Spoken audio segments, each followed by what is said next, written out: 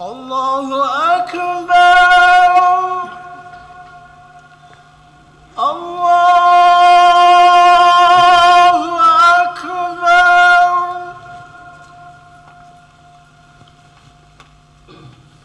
الله أكبر الله أكبر أشهد أن لا إله إلا الله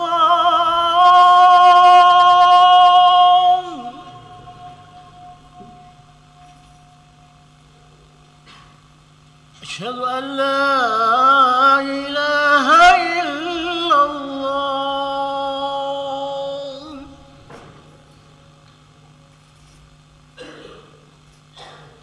أشهد أن محمدا رسول الله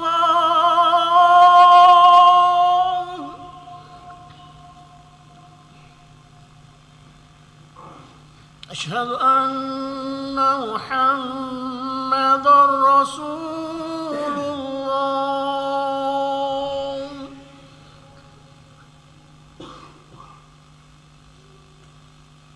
حي على الصلاة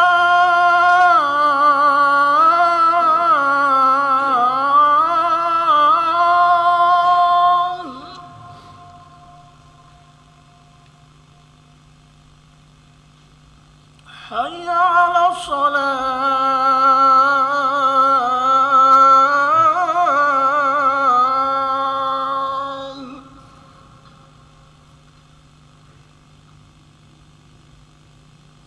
حي على الفلاح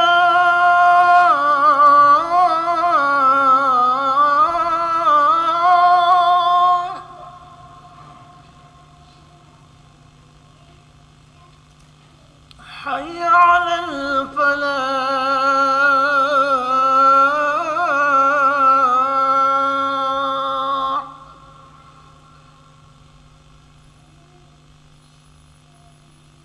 الله أكبر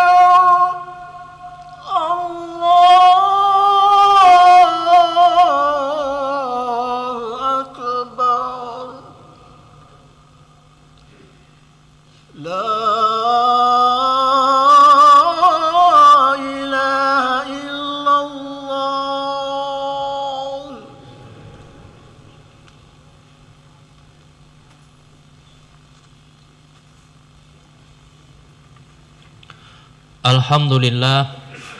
Alhamdulillahilladzi nahmaduhu wa nasta'inuhu wa nastaghfiruh wa na'udzu billahi min syururi anfusina wa min sayyiati a'malina may yahdihillahu fala mudilla lahu wa may yudlilhu fala hadiyalah.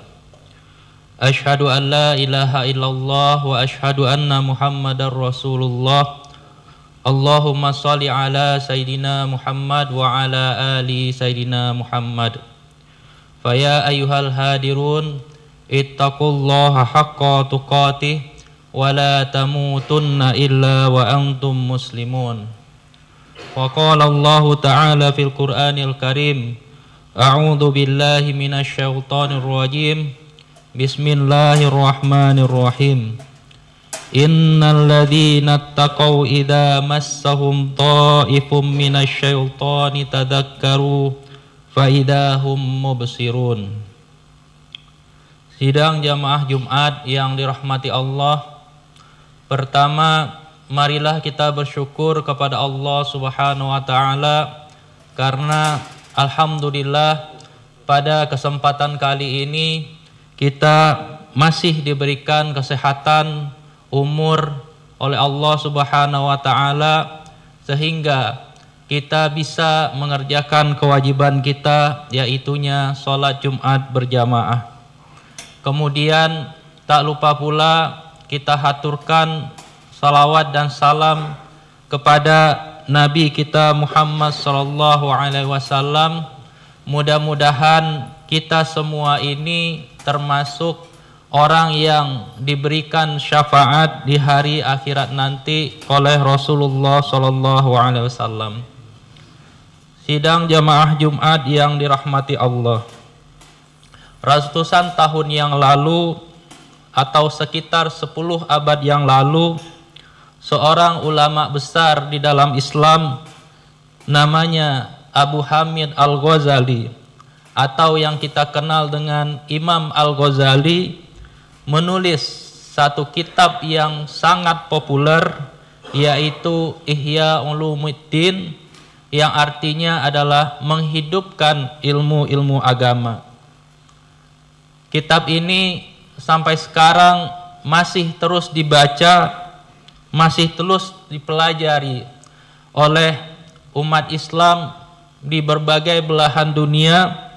Ini menunjukkan bahwa apa yang beliau tulis pada ratusan tahun yang lalu itu masih terus relevan dengan situasi masyarakat Islam pada saat sekarang ini.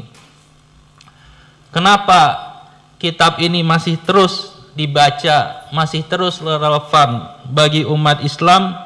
Karena beliau membahas banyak hal yang mungkin banyak diabaikan oleh para ulama ketika beliau masih hidup, yaitu tentang bagaimana cara melatih hati manusia, bagaimana cara membersihkan hati manusia, kemudian bagaimana caranya supaya ibadah-ibadah yang kita lakukan itu tidak hanya fokus pada aspek lahiriah semata, tetapi juga fokus kepada hal-hal yang sifatnya substansi atau pada hal-hal yang sifatnya batiniah.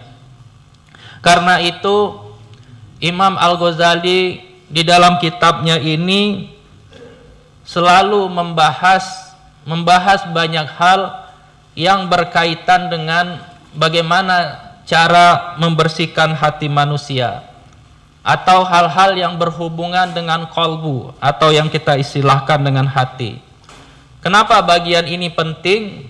Menurut Imam Al-Ghazali, sebab karakteristik dan sifat yang dimunculkan oleh manusia itu biasanya tergantung kepada apa yang tampak di dalam hatinya atau apa yang terbesit di dalam hatinya. Jadi bagaimana manusia itu baik atau tidaknya itu tergantung kepada baik atau tidak hatinya seorang manusia. Karena itulah Imam Al-Ghazali di dalam kitabnya ini Ihya Ulumuddin itu mengibaratkan hati sebagai amir. Hati itu seperti halnya raja, sementara anggota-anggota tubuh yang lain itu seperti jundun, seperti pasukan. Jadi kalau hati adalah sebagai raja, sementara anggota tubuh yang lain itu diibaratkan seperti prajurit pasukan yang tugasnya hanyalah untuk mengikuti apa yang dikatakan oleh seorang raja. Maka dari itu kata Imam Al-Ghazali, kalau hatinya bersih, maka otomatis seluruh anggota tubuh itu juga akan menjadi baik. Mata, telinga, mulut, kaki dan tangan anggota tubuh yang lain itu akan diarahkan kepada hal-hal yang disukai oleh Allah Subhanahu wa taala. Tapi sebaliknya, kalau hatinya sudah dikuasai oleh setan dan hawa nafsu, maka bisa dipastikan seluruh anggota tubuh yang lain juga akan mengarah kepada hal-hal yang dilarang oleh Allah Subhanahu wa taala. Sebab itulah Rasulullah sallallahu alaihi wasallam bersabda di dalam hadis yang diriwayatkan oleh Imam Al-Bukhari dan Muslim, kata Rasulullah sallallahu alaihi wasallam, ala inna fil jasadi mudghah. Ketahuilah, kata Rasulullah sallallahu alaihi wasallam, di dalam diri kalian itu ada segumpal daging. Idza shalahat shalahal jasadu kulluh. Jadi kalau segumpal daging itu baik, maka seluruh tubuh kalian juga akan menjadi baik. Wa idza fasadat fasadal jasadu kulluh. Tapi kalau anggota tubuh itu atau daging itu buruk, maka seluruh anggota tubuh kita juga akan menjadi buruk. Ala wahiyal qalb. Jadi kata Rasulullah, perhatikan daging yang saya maksud itu adalah hati. Jamaah Jumat yang dirahmati Allah, karena itulah penting bagi kita sebagai seorang manusia untuk terus mengecek, memeriksa kondisi hati kita. Ini sama saja dengan ketika kita ada sesuatu yang sakit di dalam badan kita, maka kita juga harus melakukan cek ke dokter misalnya.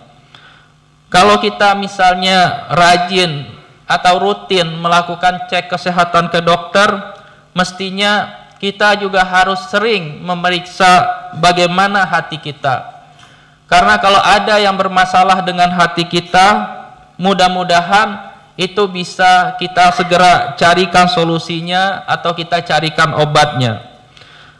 Karena kata Imam Al-Ghazali, kalau hati itu tidak diobati, tidak dicari masalahnya, maka kalau dia sudah menjadi semakin parah, resikonya adalah semakin susah disembuhkan.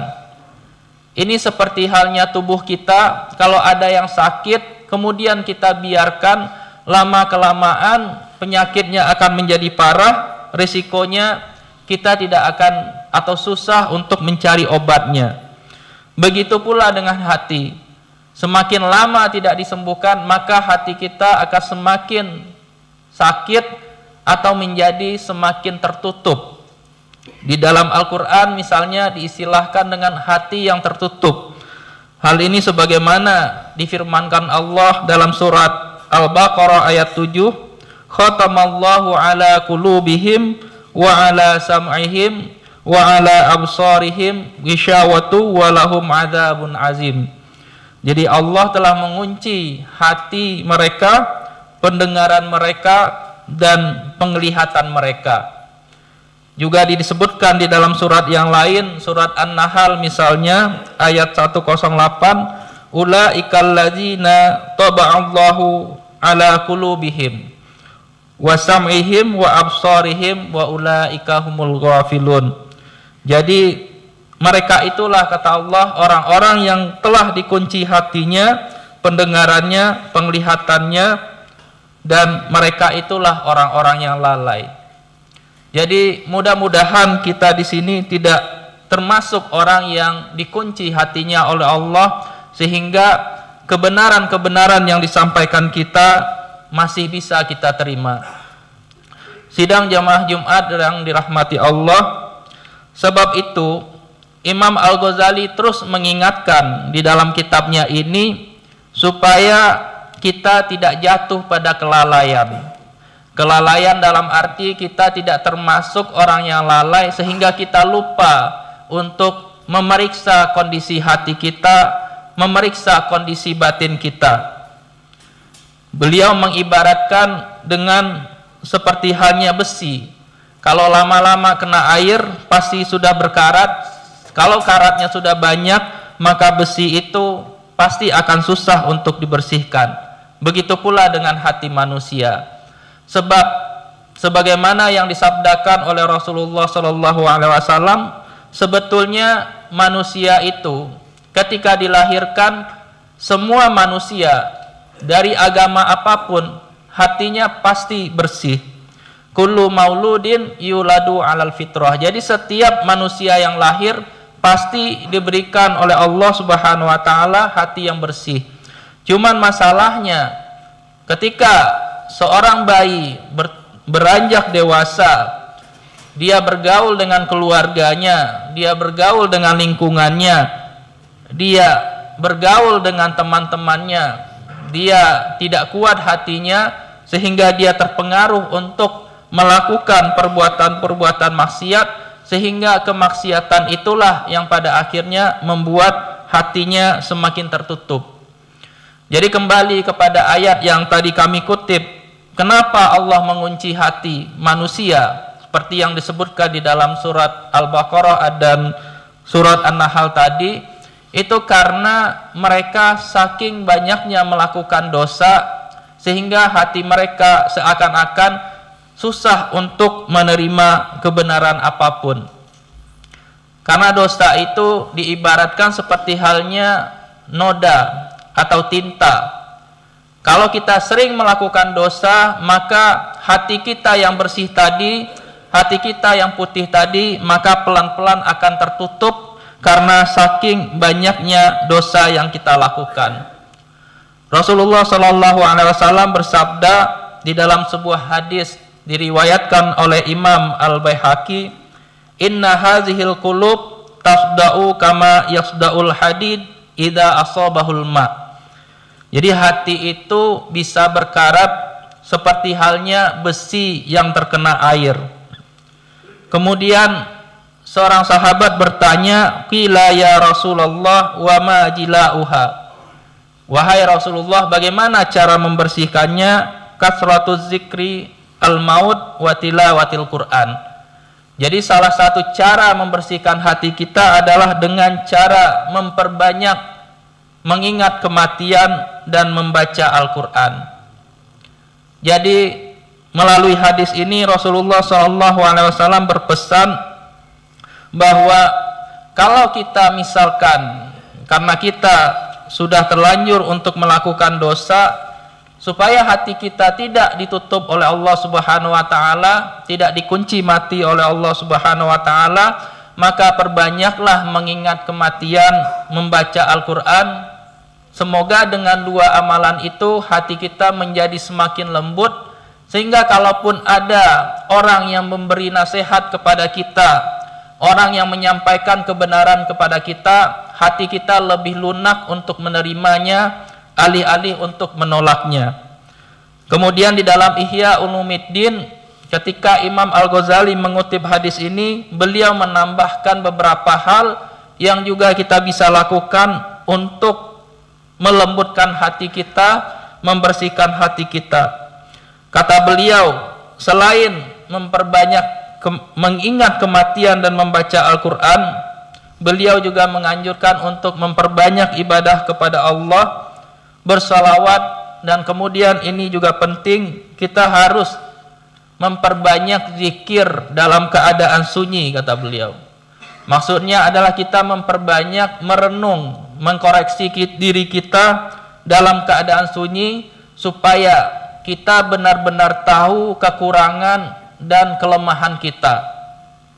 Kalau kita sudah tahu kelemahan dan kekurangan kita, kita menjadi tahu siapa diri kita sebetulnya, dan kalau ada yang bermasalah kita bisa cari tahu solusinya. Ini sama dengan dokter yang akan mengobati penyakit misalnya. Penyakit itu akan semakin mudah ditemukan obatnya kalau sudah diketahui akar masalahnya dari mana. Begitu juga dengan hati manusia, akan semakin mudah dicarikan obatnya, disembuhkan kalau kita sudah tahu kekurangan kita ada di mana. Nah, siapa yang tahu tentang kekurangan itu? Tentunya adalah diri kita sendiri.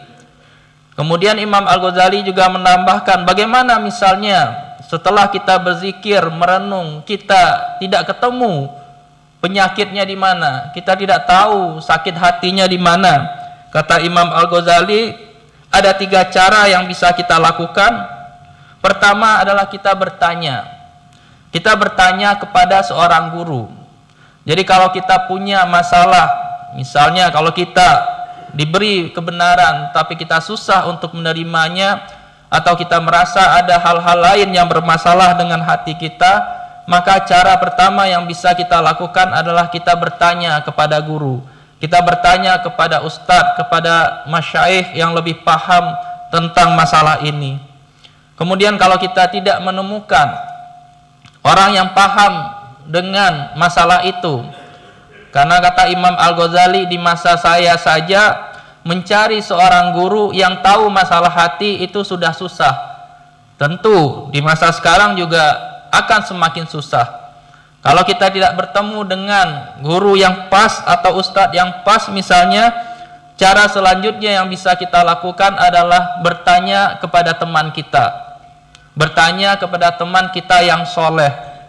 Itulah pentingnya kita berteman dengan orang-orang yang bisa meningkatkan keimanan kita, atau orang-orang yang rajin ibadahnya dibanding diri kita sendiri, supaya kalau ada kekurangan yang terdapat di dalam diri kita, teman kita itu bisa memberitahu kita, bisa memotivasi kita untuk terus beribadah kepada Allah Subhanahu wa taala.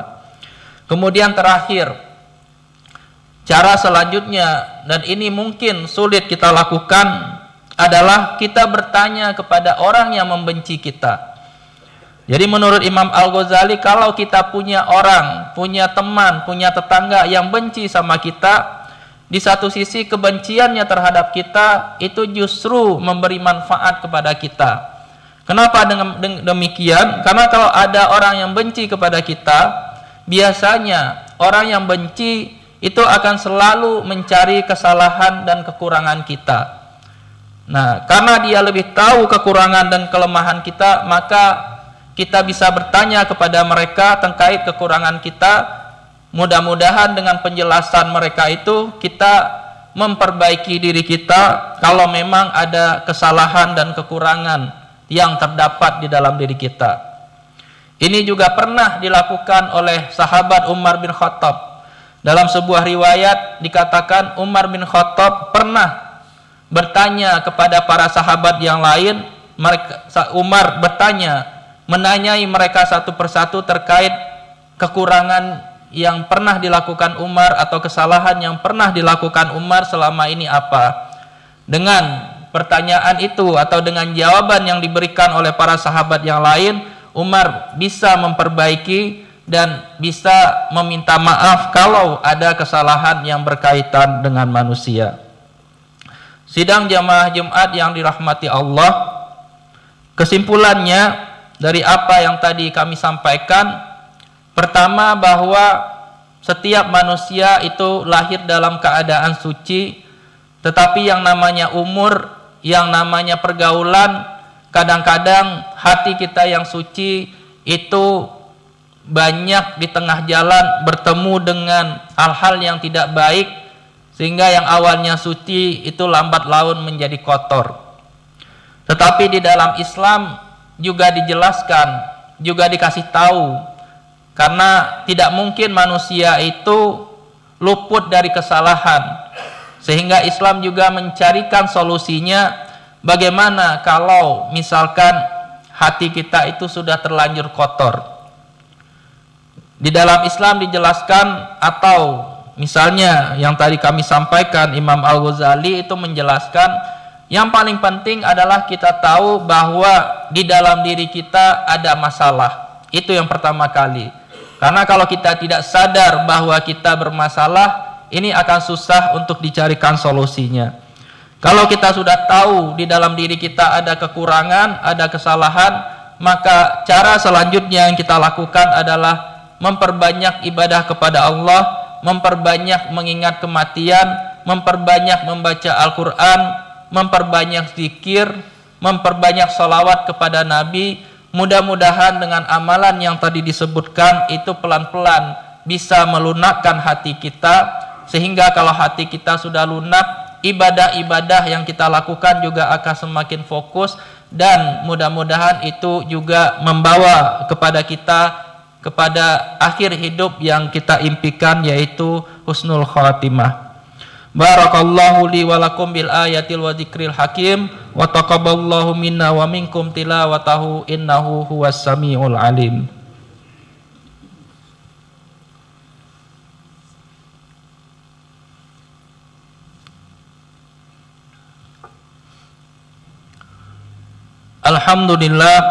Alhamdulillahilladzi hadana lihada wa ma kunna linahtadiya laula an hadanallah. Asyhadu an la ilaha illallah wa asyhadu anna Muhammadar Rasulullah. Allahumma shalli ala Sayyidina Muhammad wa ala ali Sayyidina Muhammad. Faya ayyuhal hadirun ittaqullaha haqqa tuqatih wa la tamutunna illa wa antum muslimun. Faqala Allah Ta'ala fil Qur'anil Karim, a'udzu billahi minasyaitonir rajim. Bismillahirrahmanirrahim. Qul huwallahu ahad, Allahus samad, lam yalid wa lam yulad wa lam yakul lahu kufuwan ahad. Innallaha wa malaikatahu yusholluna 'alan nabi ya ayyuhalladzina amanu shallu 'alaihi wa sallimu taslima. Allahumma shalli 'ala sayidina Muhammad wa 'ala ali sayidina Muhammad kama shallaita 'ala sayidina Ibrahim wa 'ala ali sayidina Ibrahim wa barik 'ala sayidina Muhammad wa 'ala ali sayidina Muhammad kama barakta 'ala sayidina Ibrahim wa 'ala ali sayidina Ibrahim fil alamin innaka Hamidum Majid. Allahumma ighfir lil muslimina wal muslimat wal mu'minina wal mu'minat al ahya'i minhum wal amwat innaka 'ala kulli syai'in qadir. Rabbana taqabbal minna du'ana wa salatana wa siyamana wa ruku'ana wa sujudana wa takashu'ana wa ta'abudana wa tamim tafsirana birahmatika ya Allah ya Rabbal Alamin. Rabbana zalamna anfusana wa illam taghfir lana wa tarhamna lanakunanna minal khasirin. Rabbana shrah lana sudurana wa yassir lana umurana wahlul 'uqdatam min lisanina yafqahu qawlana. Allahumma faqihna fid din wa 'allimna at-ta'wil. Rabbana atina fid dunya hasanah wa fil akhirati hasanah wa qina adzabannar. Walhamdulillahi rabbil alamin. Ibadallah, innallaha ya'muru bil 'adli wa ihsan wa ita'i dzil qurba wa yanha 'anil fahsya'i wal munkari wal baghi ya'idukum la'allakum tadhakkarun wa la dzikrullahi akbar. Aqimussalah. Allahu akbar, Allahu akbar. Ashhadu an la ilaha illallah. Ashhadu anna Muhammadar Rasulullah. Hayya 'alas salam. Hayya 'alal falah. قد قامت الصلاة قد قامت الصلاة. الله أكبر الله أكبر. لا إله إلا الله. الله أكبر.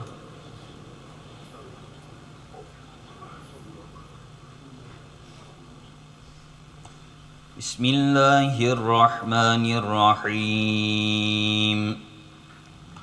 الحمد لله رب العالمين الرحمن الرحيم مالك يوم الدين. إياك نعبد وإياك نستعين. اهدنا الصراط المستقيم صراط الذين أنعمت عليهم غير المغضوب عليهم ولا الضالين.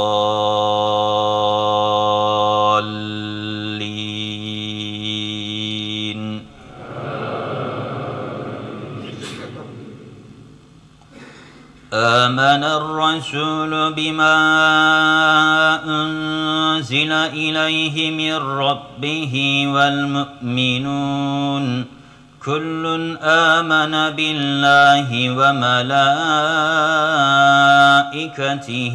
وكتبه ورسله لا نفرق بين أحد من رسله وقالوا سمعنا وأطعنا غفرانك ربنا وإليك المصير. لا يكلف الله نفسا إلا وسعها لها ما كسبت وعليها ما اكتسبت.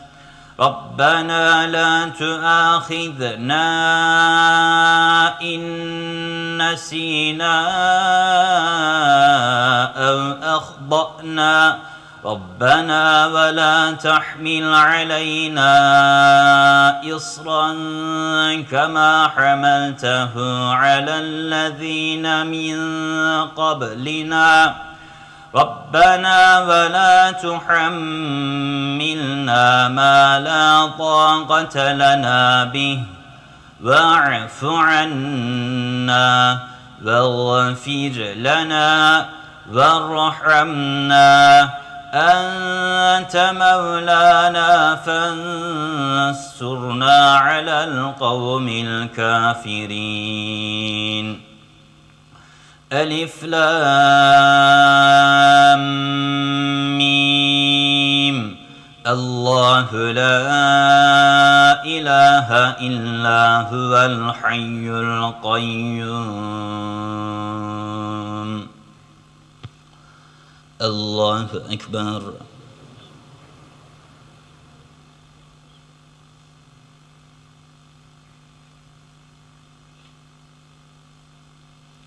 سمع الله لمن حمده.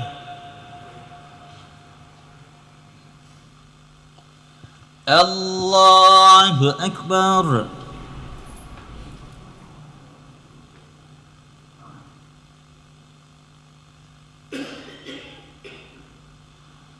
الله أكبر.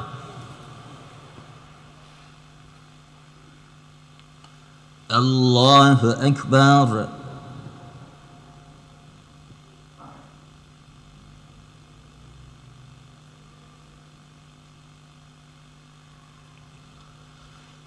الله أكبر. بسم الله الرحمن الرحيم.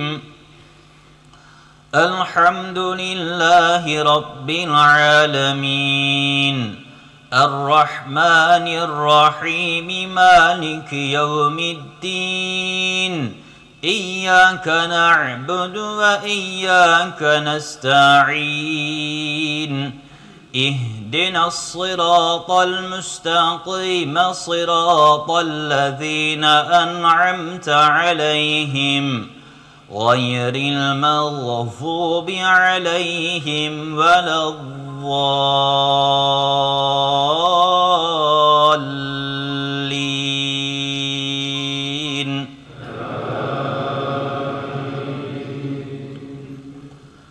هو الله الذي لا إله إلا هو عالم الغيب والشهادة هو الرحمن الرحيم. هو الله الذي لا إله إلا هو الملك القدوس السلام المؤمن المهيمن العزيز الجبار المتكبر سبحان الله عما يشركون. هو الله الخالق البارئ المصور له الأسماء الحسنى يسبح له ما في السماوات والأرض وهو العزيز الحكيم.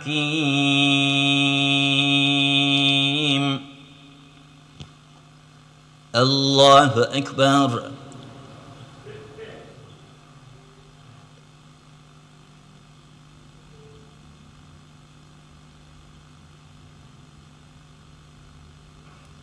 سمع الله لمن حمده.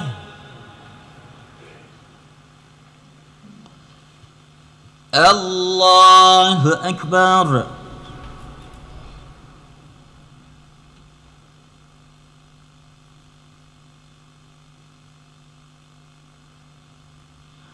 الله أكبر.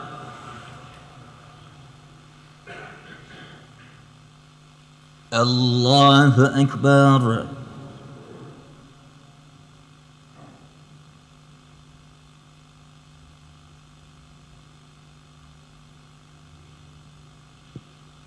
الله أكبر.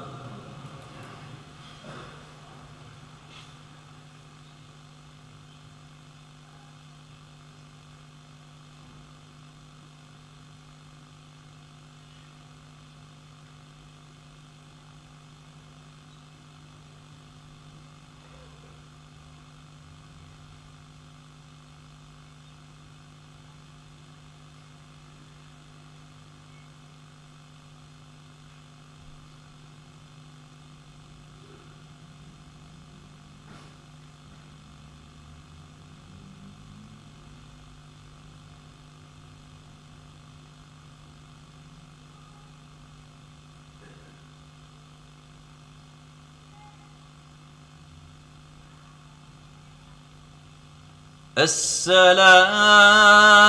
عليكم ورحمة الله.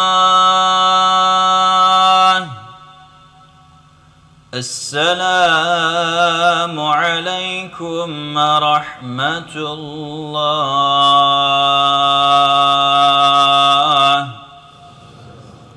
اللهم أنت السلام ومنك السلام، تباركت يا ذا الجلال والإكرام. على رسولنا الصلوات. اللهم صل على سيدنا محمد وعلى آل سيدنا محمد. سبحان الله والحمد لله ولا إله إلا الله والله أكبر ولا حول ولا قوة إلا بالله العلي العظيم. بسم الله الرحمن الرحيم. الله لا إله إلا هو الحي القيوم لا تأخذه سنة ولا نوم له ما في السماوات وما في الأرض. من ذا الذي يشفع عنده إلا بإذنه يعلم ما بين أيديهم وما خلفهم ولا يحيطون بشيء من علمه إلا بما شاء. وسع كرسيه السماوات والأرض ولا يؤوده حفظهما وهو العلي العظيم. سبحان الله.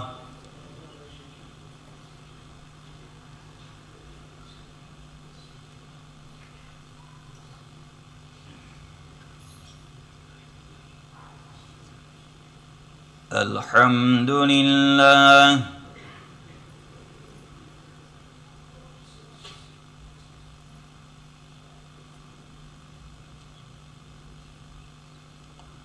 الله أكبر.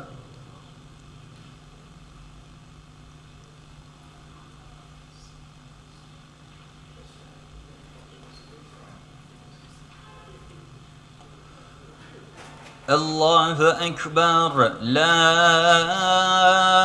إله إلا الله وحده لا شريك له، له الملك وله الحمد يحيي ويميت وهو حي لا يموت بيده الخير وهو على كل شيء قدير. آمين. الحمد لله رب العالمين والصلاة والسلام على سيدنا محمد وعلى آله وصحبه أجمعين. واعف عنا واغفر لنا وارحمنا، أنت مولانا وأنت أرحم الراحمين. أنت مولانا وأنت أكرم الأكرمين. أنت مولانا وأنت أرحم الراحمين. أنت مولانا فانصرنا على القوم الكافرين. اللهم إنا نسألك رحمة من عندك تهدي بها روعنا وتلم بها شعثنا وتجمع بها شملنا وتشفي بها مرضانا وتزكي بها أعمالنا وتلهمنا بها رشدنا يا جامع الناس. اللهم اجمع أمة محمد على نور هدايتك يا جامع الناس. اللهم اجمع أولاد أمة محمد إلى نور هدايتك. اللهم إنا نسألك بصمدانيتك وبوحدانيتك وبفردانيتك وبعزتك الباهرة وبرحمتك الواسعة أن تجعل لنا نورا في مسامعنا ونورا في قلوبنا. اللهم صل على سيدنا ونبينا محمد في الأولين، وصل على سيدنا ونبينا محمد في الآخرين، وصل على سيدنا ونبينا محمد في الملأ الأعلى إلى يوم الدين، وصل على سيدنا ونبينا محمد في كل وقت وحين، وصل على جميع الأنبياء والمرسلين وعلى ملائكتك المقربين وعلى عبادك الصالحين وعلى أهل طاعتك أجمعين. واغفر لنا وارحمنا واحشرنا معهم بمغفرتك ورحمتك يا أرحم الراحمين. واغفر لنا وارحمنا واحشرنا معهم بمغفرتك وبرحمتك وبفضلك يا أرحم الراحمين، إنك على كل شيء قدير. وسلام على المرسلين والحمد لله رب العالمين. لله تعالى الفاتحة.